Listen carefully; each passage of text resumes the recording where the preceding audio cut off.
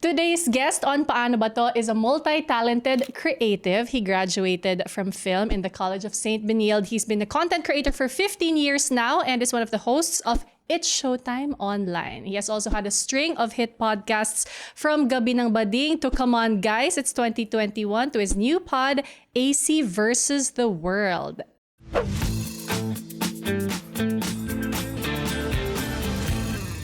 AC Soriano, welcome to Paano Ba To? Welcome back to me, ate. Yes! Welcome back!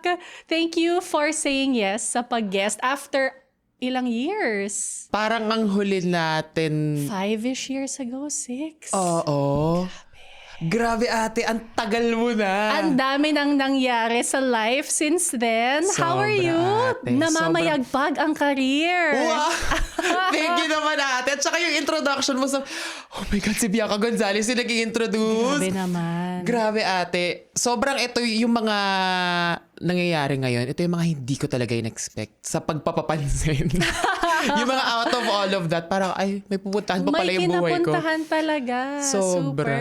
Oo. And I am excited to have this conversation with you kasi since the start of the year, nagkaroon ako ng iba't ibang kumbaga decades na pinag-usapan. May trentahin problems, Correct. quarantahin problems, wisdom from people in their 70s. And you're very unique because medyo cusp ka ng millennial and Correct. Gen Z. Or young millennial but also older Gen Z. Correct. So parang do you find yourself na some traits are more millennial, some traits are more Gen Z?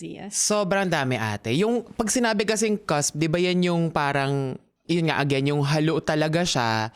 Tapos parang hindi mo alam kung saan mo ilulugar. Halimbawa, Yes. parang kapag may set of friends ka na parang, ikaw yung mama-mama. Yung tawag nila kayo mga mama-mama. Tapos meron kang ibang set of friends na ikaw yung bunso. Yes. So parang ang hirap kontrolin nun, nung ganong, paano ba? Ano bang personality for today? Yung may mga ganon. Yes, correct. And I when I mentioned this to you, I said na I super relate kasi ako naman Zennial. So yun yung cusp ng Gen X and Millennial. And you're right. With Gen X friends, ako yung youngest. Correct. With Millennial friends, parang ateng-ate na talaga ako. So I think though that it's a superpower in some sense because you're able to pull from both. So that's what we'll talk about for today. But before we dive in, meron tayong konting icebreakers. Okay. Are you game? Just quick questions. You know so much about Pinoy pop culture. Yun Sobra. talaga ang gustong-gusto mo in life. Who are your top 3 icons of the past millennium? Past millennium, ito yung Y2K, ano? Yes, Tama ba? and onwards. Sinong sasabihin mo? Top 3. Maricel Soriano. Claudine Barreto. Sorry, Miss Juday. Love ko naman si Miss Juday, pero Claudine talaga yung kinalakihan ko. And Sharon Cuneta.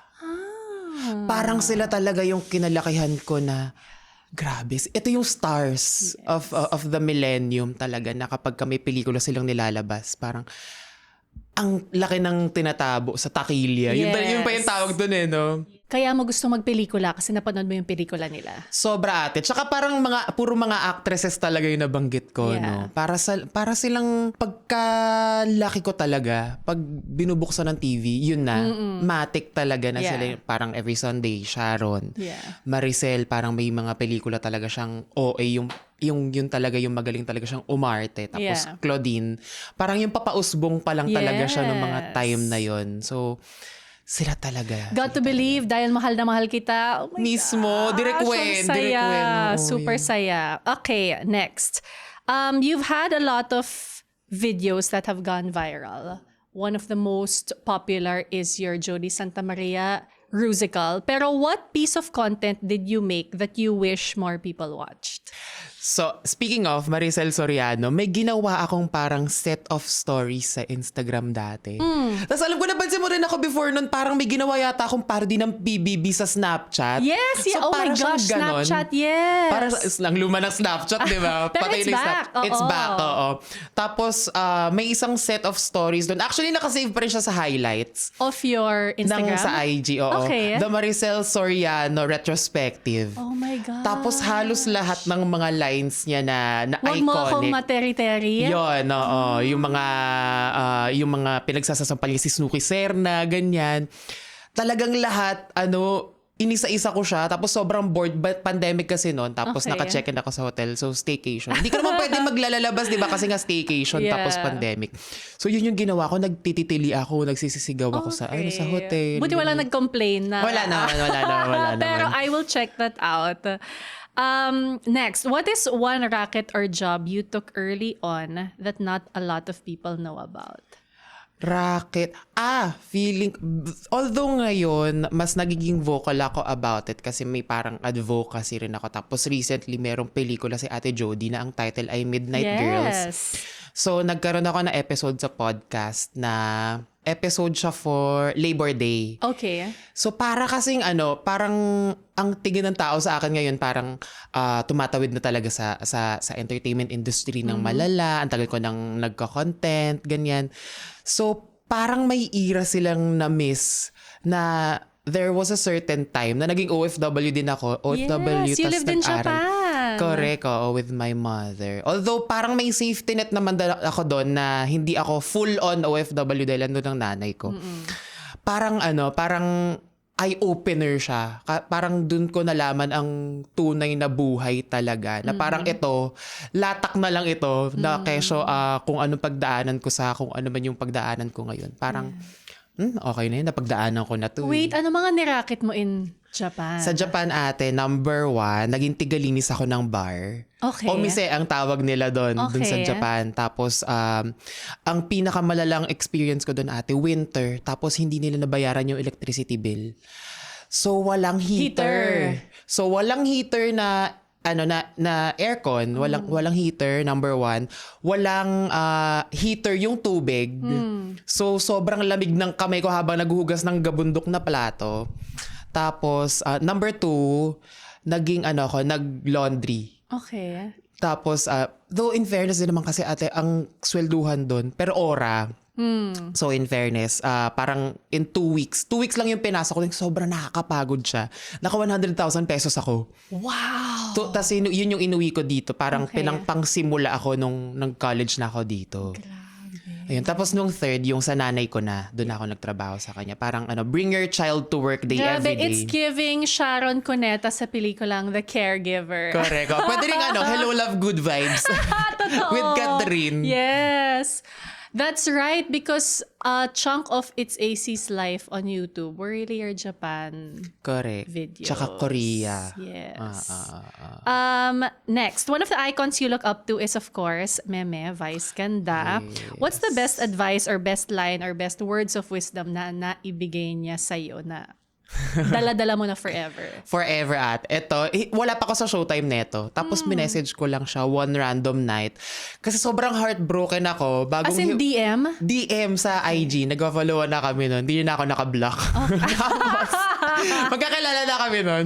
Tapos, message me, makakahanap pa ba ako ng the one for me? Kasi parang first time kong ma-in love talaga nung time na yon. So parang, alam mo yung gutting feeling na parang ang sakit-sakit sa puso, na parang Super. pagkagigising ka, yung iiyak mo na agad.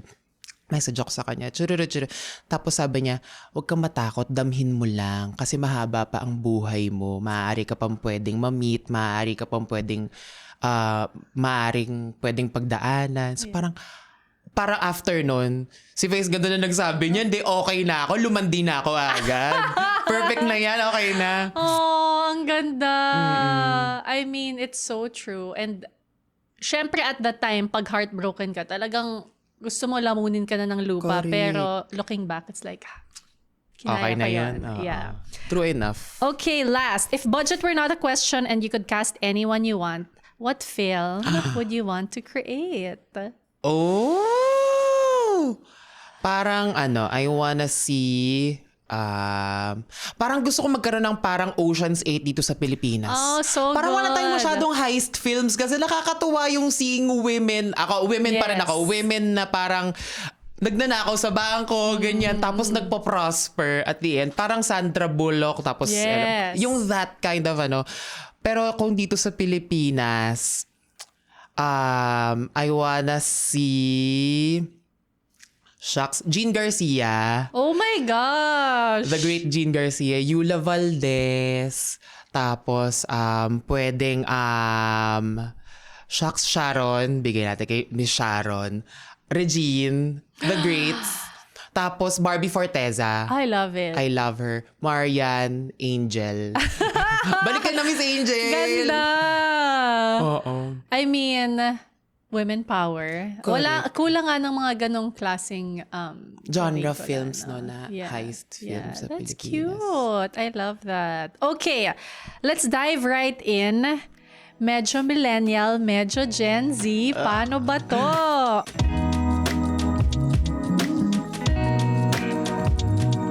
Okay, unahin natin. I think this is something that whether nasa television ka na, sa content creation ka, or normal kang Pilipino, all of us now deal with hate online. Correct. So, I guess, because ang millennial generation, nagsimula pa tayo sa early days na hindi pa ganun ka-toxic ang social media versus Gen Z, nung kamulatan nila, medyo, Magulo harsh na. na. Yes. So, what do you take from your millennial side and Gen Z side on how to deal with online hate? Ako ate, bilang yung era ko na, ewan ko, feeling ko kasi sa inyo yung, sa inyo parang mas natuto kayong ma-regulate agad yung mga nare-receive ninyo. From pre-social media. Diba? Yes. Kasi parang alam mo na kung kumpleto ka ng tao nung mga panahon na yon. Then, ako, teenager ako ng around 2011 to 2015-ish. Okay. So, parang ako, pumapasok pa siya sa utak ko. Yeah. So, This was YouTube, first and foremost. oo, Okay. oo. Yun talaga yung nakikipag-away talaga ako, ate. Sa comment section. Nakikipag-away ako, ginagawan ko ng... wala pa naman TikTok nun, di ba? Kasi ngayon meron na yung reply To comment. in a video. Yes. Tapos nandun yung comment. Pag sa YouTube, parang mo siyang gagawan ng... May tawag sila, trash talkan. Umabot tayo sa mga panahon na gano'n na... ang dami na uso rin ng mga content creators dahil sa mga ganung mga content kasi nga nagre-reply lang sila sa mga issues, sa mga comments tungkol sa kanila. Although, I guess yun yung sobrang Gen Z side of it na ang bilis pumatol ngayon kasi. Like sa TikTok, parang nagkaroon tayo ng sense of familiarity sa kung sino yung napapanood natin. Na parang, ay, kilala ko yun. Yes, parasocial relationship. Diba? Makapag-iwan nga ng bad comment para masira yung araw niya. Yeah. And I guess the millennial side of it is to not care at all. Really? Yun ang millennial side mo? I guess, oo. Ang Gen Z side, yun yung mas na... Patulera. Okay. Oo. Pero you've passed through both, I assume. Correct. Yung super patol, super deadma, parang it comes in phases. Totoo, ate. Parang isang beses, ito, Miss Universe 2015 Miss Pia Words back, nag-DM Oh my siya sa akin. gosh, oh. Sabi niya, parang may certain time na parang ang daming bash sa kanya about something. Tapos sabi niya, DM siya, sabi niya, paano mo to, binablock mo ba or minumute mo na lang? Oh my gosh, Pia Wurtzbach Si asked Pia you Wurtz- for bashing advice. That is crazy. Correct. Tapos, sabi ko sa kanya, i-mute mo na lang. Kasi kapag ka-blinak mo, parang may instant gratification yun sa kanila na, nasira ko yung araw niya. Parang nag-take time Na-affect ka ko siya. na magpipipindot. Yeah. Parang pag nag-mute ka, okay, wala pala siyang pakialam sa akin. Yung ganon, na parang mas masarap iba feel, di ba? Kasi dapat nga naman, wala kang pakialam. Na parang, tayong mga millennials, yung mga millennials, I feel like mas grounded lang sa circle nila. Like, may tao dyan, dito ako. Yeah. Na parang, although ngayon pa rin naman, may side din talaga. Like, for example, naglaon yun ako a few months ago. Sama lang, jowa ko tapos mga kaibigan niya. Super fun trip. Yeah. Hanggang sa parang, may isa akong statement dun sa podcast ko na parang nag-viral siya, na parang something about ex-friends, ganyan. Kilala kasi nila yun. Tapos, oh my God, dire-diretso siya. Dinilit ko ang ex. Oh, the whole app. Oo, dinilit ko Okay. siya, walang magbabasa niyan. Bahala kayo dyan. Tapos, parang, Kilala mo ba si Maxi? Maxi from Globe before. Oh yes, Max Casaklang. Yes. Si Maxi Kasaklang. Hi, Maxi! She's still there in Oo, Globe. di ba? Solid Oo. siya. Tapos parang sa kanya ko nalaman, before pa, parang around 2018, nung malungkot ako dahil nababash yata ako no for something, sabi, huwag kang mag-alala, after 3 days, makakalimutan nila yan. Tapos ever since, dala-dala ko na siya. Yeah. Totoo naman, true enough. Parang mahahanap sila ng bagong buburuhin talaga after 3 days. Wow. So those are your tools currently. You don't mind deleting the app, not being on it. Tas bahala na if in the future gusto mong bumalik, kanyan. Redownload ulit. And then muting over blocking. Dati kasi walang mute eh. Wala, diba? wala. Oo, dati either hindi ka na lang mag-check or i-delete mo or i-block mo. Ngayon may mute na. Oo. Do you think that you handle bashing better now? Nahahandle ko better now kasi ang nasa isip ko na lang ate, ganyan din naman ako before. Para sa kinakarma lang tara. ako. Oo.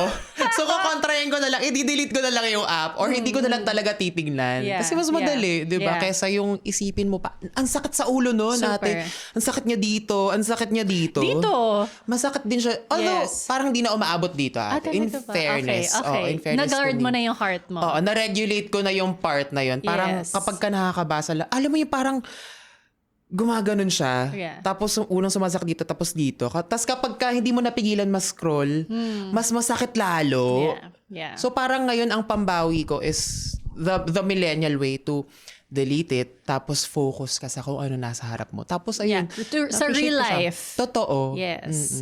Kasi I've seen all eras nga of bashing. Dati nung nag-start naman ng social media, ang happy lang ng lahat ng tao. Totoo. Sobrang good vibes. Nag-share lang ng kinain, kung saan sila pumunta, Sa yung Twitter, view. di ba, GV lang? Super. How do you or how have you learned to filter ito may constructive to. Parang ito pwede kong i-improve versus, ito ano lang to. Gusto lang manakit. Gusto lang mambuisit. Siguro ating ngayon, ang pinakamalalang ganyan ko na doon ko talaga nasasabi na in fairness sa filter ko kasi may bago kaming host sa Showtime Online a year ago. Tapos naiyak siya kasi parang kasi online nga kami. So kami yung Live ang easy feedback, access, yes. live feedback. Tapos para okay, basa tayo ng comments. Tapos may nabasa siyang something. Naiyak siya by the end of the show. Sabi niya, hinag ko na lang siya, masanay ka. Ganyan talaga. Parang kailangan mo talaga siya i-filter. It comes with our job. Yeah. Kasama talaga siya sa bayad sa atin. Tapos, when I entered parang 2 years ago, meron akong burner account. Tapos nire-replyan ko yung mga hindi ako magaling ako. Ganyan, sasagot ako. Pero, hindi na ako sumagot eventually kasi parang may mga comments lang talaga na, gusto lang talaga nila mo ang bad trip. Tapos live chat kasi So, parang pag nabasa nila, tapos siguro pag nakita nila na parang, alam mo yung instant reaction. Again, instant gratification kasi yung nakukuha nila. So, Correct. mali, bad pa din, oo. Pero at this day and age talaga, parang kailangan nating matutunan yung i-regulate yung emotions natin. Kung paano natin siya gagamitin. Para maging power natin siya. Yeah.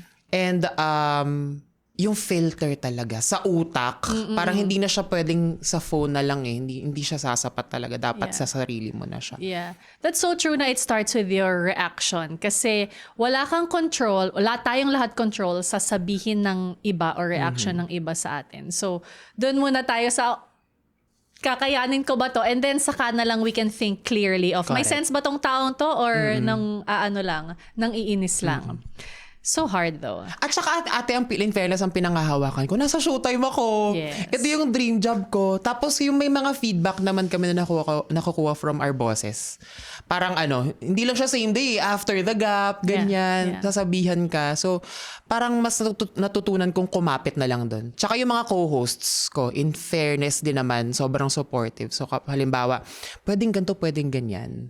Ang dali na, sobrang open ng communication namin. Yeah, kasi. that's such a good tip kasi like I said, no, wala ka man sa TV na i-experience to ng normal na tao na nasa social media. And I think pag na-overwhelm ka dun sa ingay nung labas, kapag tumingin ka sa taong actually nasa harap mo at hindi mo isipin yung keyboard warrior na nang asar sa'yo, yun yung nag-matter yung actual person who sees what you do Correct, and correct, you know wants you to improve, wants you to be better, ganyan. Kayo lalo sa PBB, dan ang dami niyong ganyan, di ba? Kasi medyo Yeah. minsan rabid. Live din talaga yun. Like, commercial, I make sure to not check my phone during Ay, hindi ka commercial nagbabasa breaks. talaga. Kasi, masisira focus ko. Diba? Like, tatapusin ko na lang to.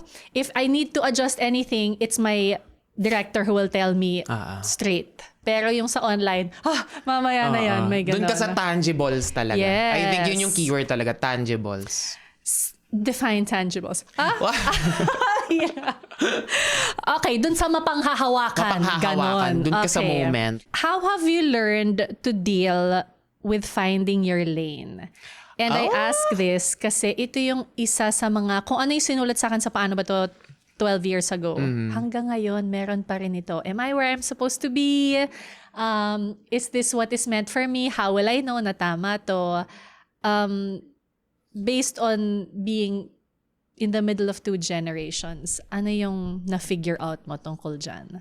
Putting it sa lens ng batang ako nung late 2000s, sobrang uso dati ate yung yung nursing na course na parang doon ko na rin nga, eto kunin mo, ganyan. Na ang daming mga nag-college yata nung era na yun na hindi yata nila kinuha yung course na gusto nila kasi hindi pa ganun ka-okay ang parang hindi pa ganun ka-okay ang tingin ng mga elderly natin sa mga arts courses before. Correct. Na unlike now, ang daming film. Like, naging quota course na yung film sa CSB kasi really? ang daming nag-take ng film. So, thankfully, umokay siya. And then, yung sa finding your lane, ate, feeling ko, mas vocal ngayon, in fairness. Tapos, paano ba? Ano ba pagkakaiba? Feeling ko mas may choice yung mga Gen Zs ngayon. Like, mas naging broad. Nagkaroon ng title yung mga gusto nilang gawin. True. 'Di ba? Parang, actually kayo yun. Parang isa kayo sa mga naging key. Para makilala yung hosting na term. Parang nagkaroon talaga siya ng trabaho to. Hindi siya eme-eming showbiz, hindi lang siya hindi lang siya yung dadating ka sa set tapos magsasalita ka. Yes. Ibang skill siya. I get what you mean. Parang ang millennial generation, medyo naabutan pa natin yung nakakategorya kung ano ang mga trabaho at industriya na pwede versus ang Gen Z, parang the world is wide open. You can create your own job description. But how did you go about finding your lane? Kasi madami ka ding ibang Iba-iba. trinay. Siguro ate, yung sa content ko, sobrang inggitera ako dati. Sobra, parang ginawa niya yun, dapat gawin ko rin to. Pero, I guess, ang strongest suit ko kasi talaga is yung bunganga ko. So, kapag thankful talaga ako kay Tito Boy. Na parang bata pa lang ako, na-witness ko na siya na, pwede palang ganyan. So, ever since, ang nasa isip ko is, dalawa lang siya. What would Tito Boy do and what would Vice Ganda do? So, parang a mix of the both of them. So, in every interview, I would do my research, pero nilalet go ko siya. And dinodog show ko sa mga contemporaries ko ngayon. I guess, hopefully, sana ako lang yung may nagagawa akong sana ako lang yung nakakagawa. And sana iyon yung tamang daan. Although may times na napapa-question ako, sa probinsya na lang ba? Ganyan. Although, thankful pa rin naman ako sa content creator job ko. Dire-diretso pa rin naman siya. Parang TV is just on the side. Pero still, that's exposure kasi, di ba? So, may times na napapa-question ako if hanggang kailan to? Yung mga ganon. Yeah. No, super real. I like what you said about lahat.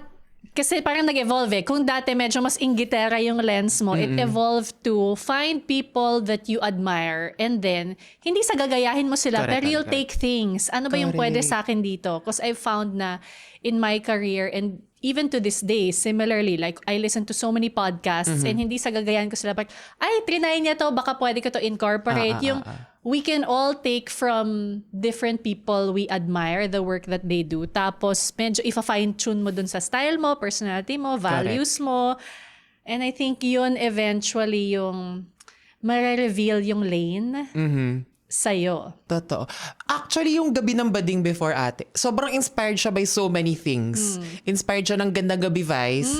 Inspired siya nung yung radio show ni Nicole Yala at saka ni Chris Chuper. Tambalan.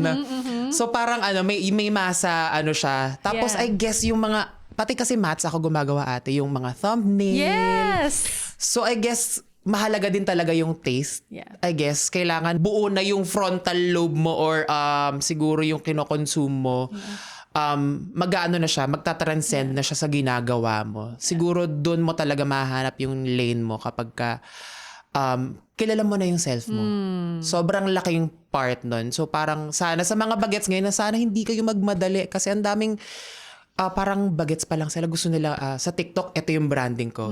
Ang aga. Sana ma-realize nyo yun na parang life is a wavelength ng marami kayong mga experience na pwedeng ma-experience. At yun yung hayaan ninyong mag-transcend talaga. Yung truth ninyo talaga. So real. Honestly, I love that you said that kasi there is this pressure now, especially sa younger generation na kailangan klaro yung personal brand mo, ganon. But you're right, proseso siya. Like, in our 20s, we're still figuring out who we are, honestly, even in 30s. Correct. Even Patuloy 40s. even 40s, patuloy mo pang figure out who you are. Hindi siya pwedeng i-force. So you're right in that yung pagkakilala mo sa sarili mo will also inform ano yung lane mo.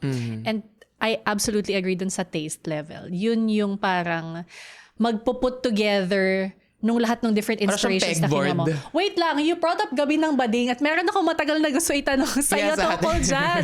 I am infamous for being the last guest Correct. on Gabi ng Bading bago nag-fold. And I only found out kasi I think when I finally guested on Ang Walang Kwentang podcast, may nakita akong comments na, oh no, baka last episode na din nila to kasi nung nag-guest si Bianca, last episode ng Correct, Gabi ng correct. Bading, nakakaloka. Actually, nag-meet kami ni Yani nung Saturday. Tapos sabi ko sa kanya, te, alam mo, magigas ako kay Ate B. Sabi niya, o sige, sabihin mo sa kanya, alam mo ba kung na siya yung, yung huling guest bago nawala yung podcast. It was made aware to me. Kasi sabi ko, napa-question din ako, ako ba yung malas? Bakit ako yung last episode? Uy, pero this shoot natin ng November yun, ate. So, hindi pa Yes. kayo magkaaway nun. Yeah. It Ang dami just lang so namin happened. nangyari, no, after nun. I'm so glad to see that all is well now, though. I mean, talagang time lang minsan and normal yun sa friendships, di ba? True. Na merong highs and lows. Okay, last. Speaking out, you are someone who is super known to be fearless in sharing your opinion. Through the many years, despite many times na going back to the bashing, going back to people who want to cancel you, pero despite that, you still continue to use your voice. So, paano mo na ninanavigate yun ngayon? And I guess to other people, and especially Gen Zs na gusto mag-speak out pero takot, understandably, like, anong masasabi mo sa kanila?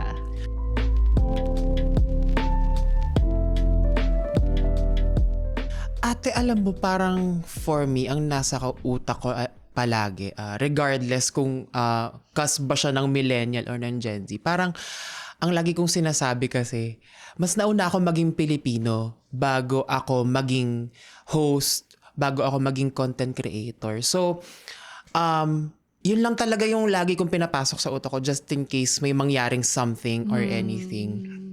Eh, hindi naman ako perfect na parang hindi ako laging updated, pero I try to be updated most of the time.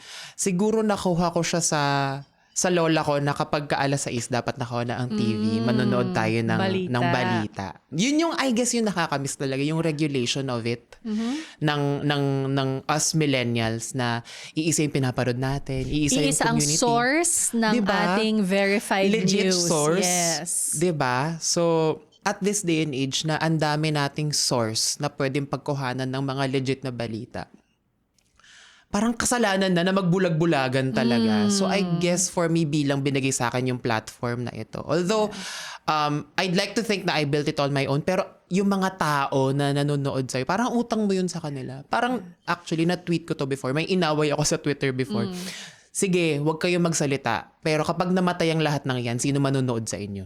Kailangan nating mag-speak out talaga and to use our platform. Ikaw, ate, ang laki mong influence.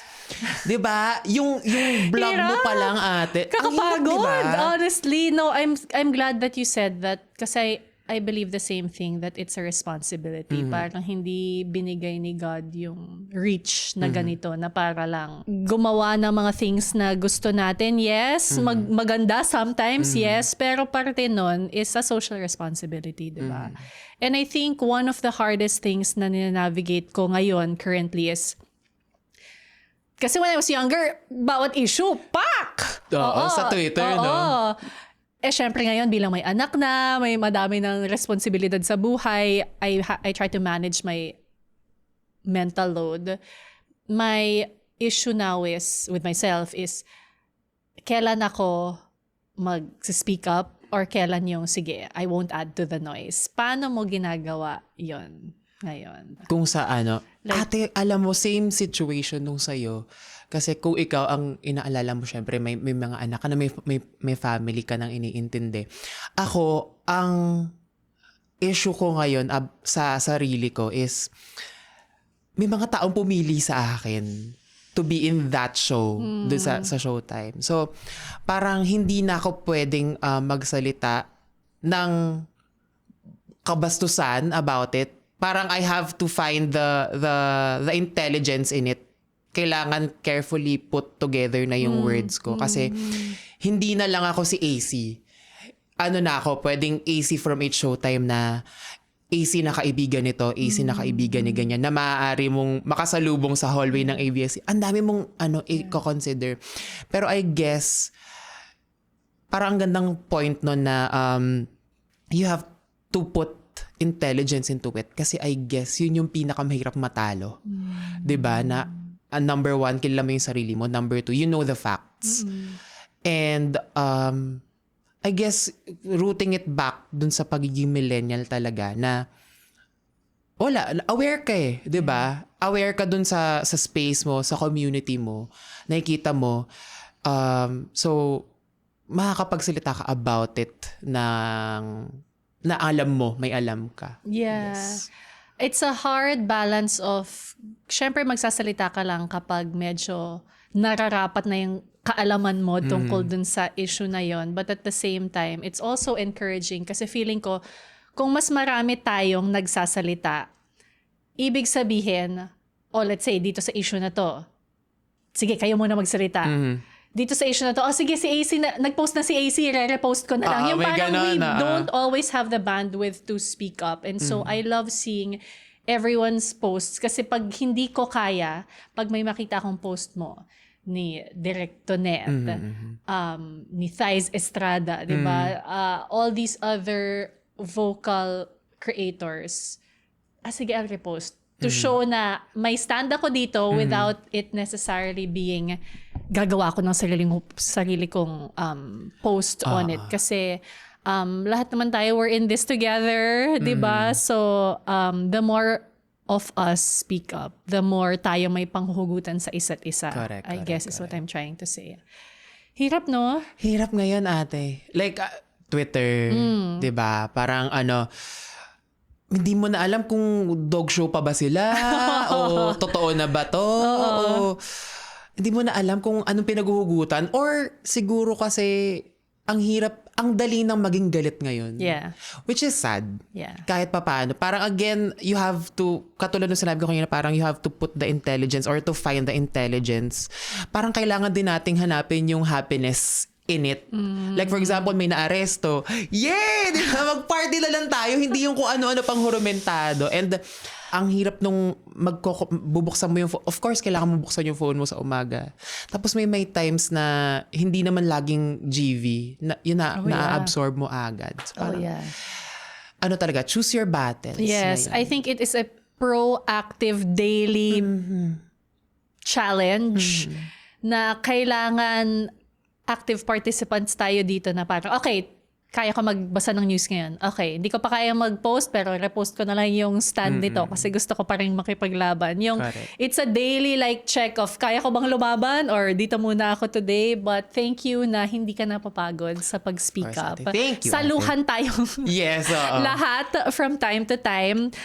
Just to wrap this up, I want to ask you a question na tinatanong ko sa lahat ng guests dito sa Paano Ba To, which is, I believe kasi we're all just figuring out life as it goes. Ano yung paano ba to question na meron ka sa utak mo ngayon? In this stage of your life, what is your paano ba to question? Paano ba to kung hindi ko kayanin na i-maintain ang lifestyle na ito? May mga ganun akong takot. Not recently. Parang as much as possible, halimbawa kung susweldo ako, parang, okay, hanggang kailan to sasapat? Yung mga ganon, yung mga ganon siya. Yeah, I think yun ang challenge ng buhay creative or buhay freelance, Totoo, buhay ate. raketero. Yung wala tayong monthly fixed. So I get what you mean. Yung parang syempre gusto mo ma-reward yung sarili mo sa mga bagay-bagay but at the same time, oh my gosh. But you know what? Abundance mindset.